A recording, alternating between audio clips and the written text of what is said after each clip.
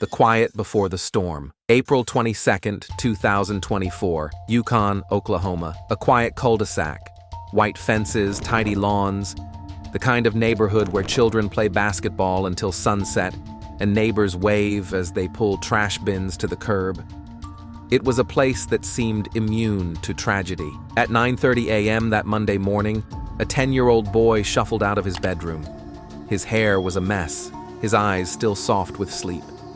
The gentle hum of his box fan had lulled him through the night, a constant, comforting white noise that masked the sounds of the world outside his door.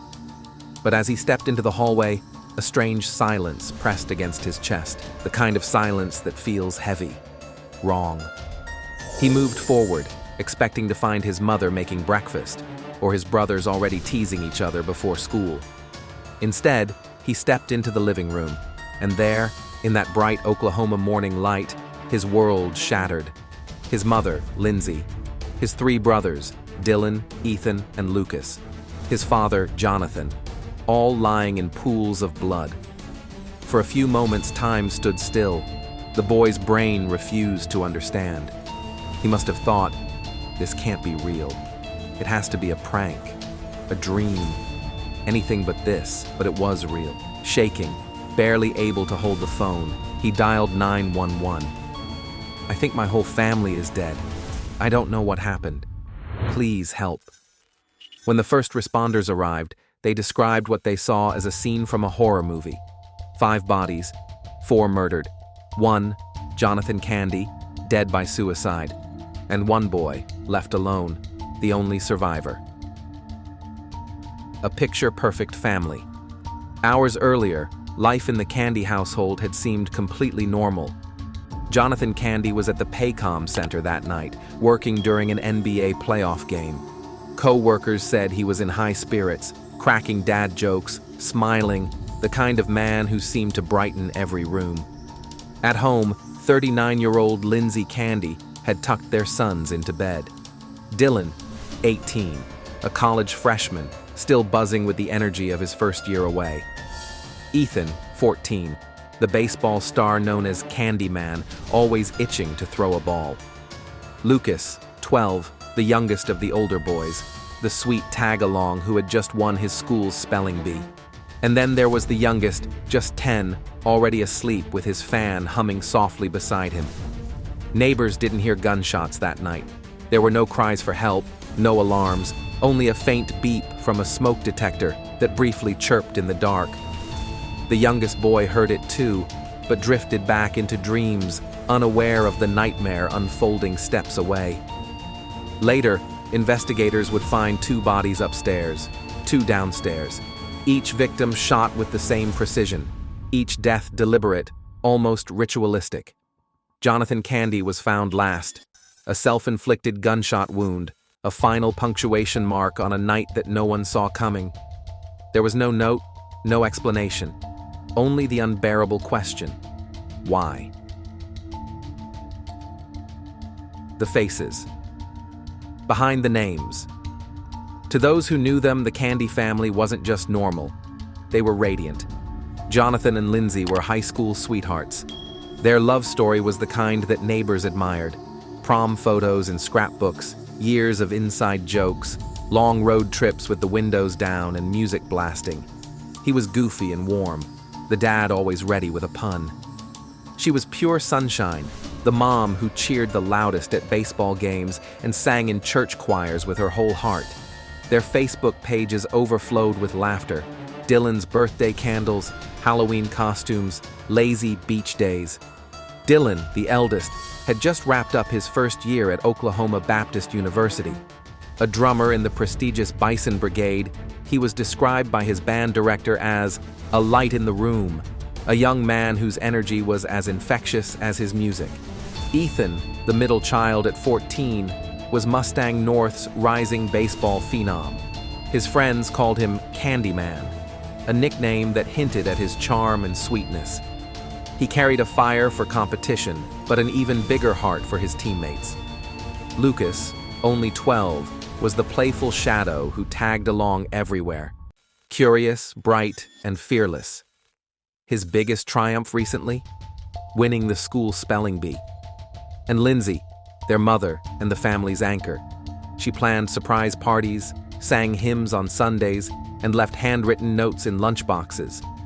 Friends described her as the soul of every gathering, the friend who remembered every birthday, the neighbor who always brought a casserole when someone was sick. The youngest, the 10-year-old boy who lived, was her final baby, her gentle miracle.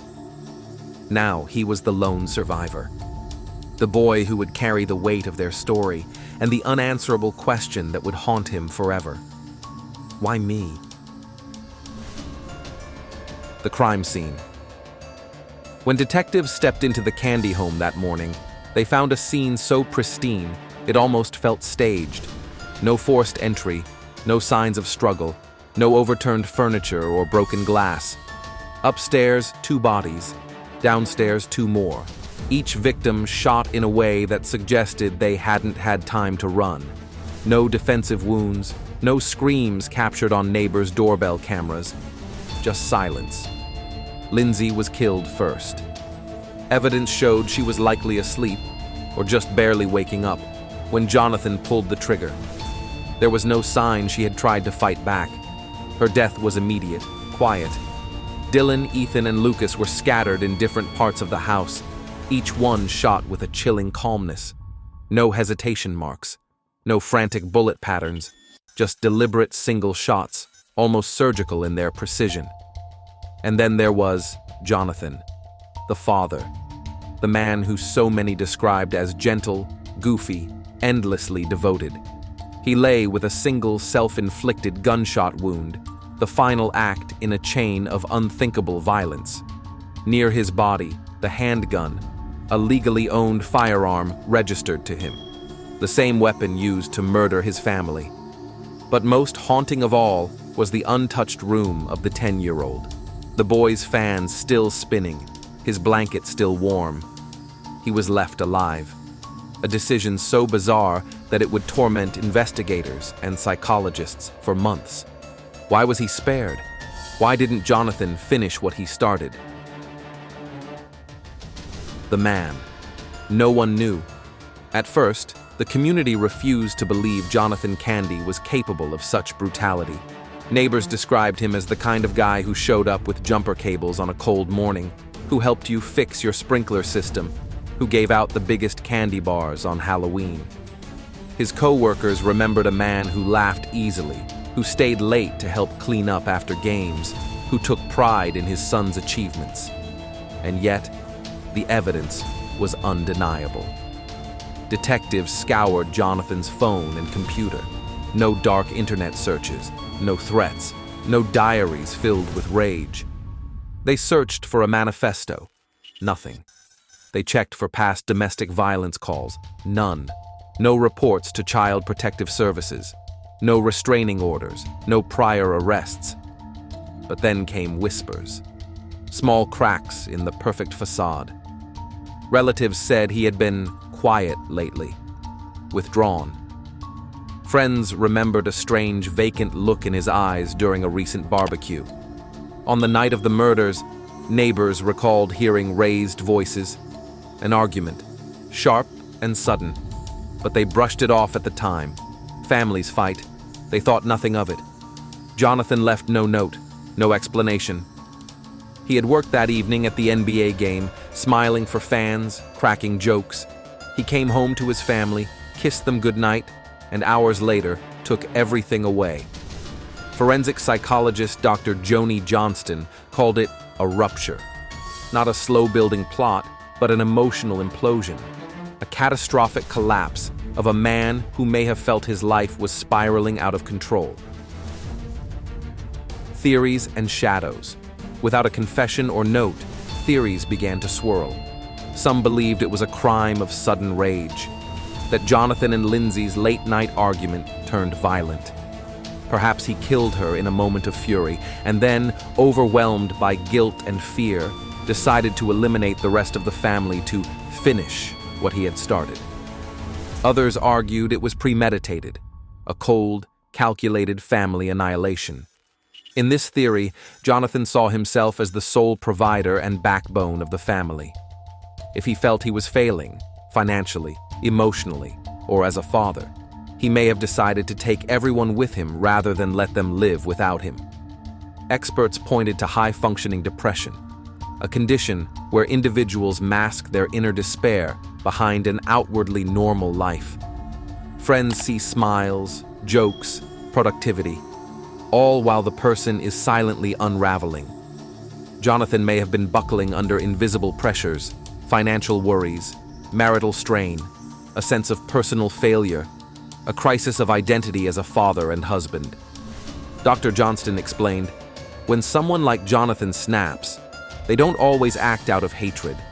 They act out of a warped sense of love or protection. They convince themselves that their family is better off dead than left to suffer. But then there's the biggest mystery, the youngest son. Why was he left alive? Some believe Jonathan couldn't bring himself to harm his youngest child, perhaps seeing him as pure, too innocent. Maybe he looked at the boy sleeping and saw a piece of himself he couldn't destroy. Others argue it was accidental, that Jonathan simply forgot or ran out of resolve. We'll never know. What we do know is that a single child now carries the weight of that night, the survivor of a massacre that took everything but his own life. The aftermath. In the days after the massacre, the small community of Yukon, Oklahoma, was frozen in shock. The Candy home, once filled with laughter and the chaos of 4 boys, became a crime scene draped in yellow tape. Neighbors left flowers and stuffed animals on the front lawn. Strangers gathered for candlelight vigils, holding hands and singing hymns through tears. At Oklahoma Baptist University, Dylan's bandmates left his drum untouched, a silent, painful symbol of a friend who should have had so many more performances ahead. Ethan's baseball team wore black armbands and painted his number on their hats. Lucas's classmates filled a chain-link fence with letters, drawings, and small toys. A child's attempt to say goodbye to a friend they didn't understand was gone. For Lindsay's friends, the grief was suffocating. Many had grown up with her, shared late-night phone calls about motherhood, and watched her cheer on her boys at games. Her childhood best friend, Kami Cruz, wrote on social media, "Lindsay was the sun. She shined so brightly you couldn't help but feel warm around her. Now that light is gone, and all we have is this impossible darkness." But the deepest darkness belonged to the one left behind, the 10-year-old boy. He had walked through blood to call 911. He had stood alone in that house, trying to understand why his world had suddenly collapsed around him. In the weeks that followed, he was taken in by extended family. Counselors and social workers began the painstaking process of helping him make sense of something that may never truly make sense. How do you explain to a child that the father who taught him to ride a bike, the mother who kissed his scraped knees, the brothers who wrestled and played video games with him, are all gone in one night? There is no guidebook for that, no easy answer, only small steps forward day by day, trying to build something from the ashes of unimaginable loss. A shattered illusion. As the investigation concluded, no new evidence emerged. There was no secret affair, no big financial scandal, no hidden enemies, just an ordinary man with an ordinary life, until it wasn't.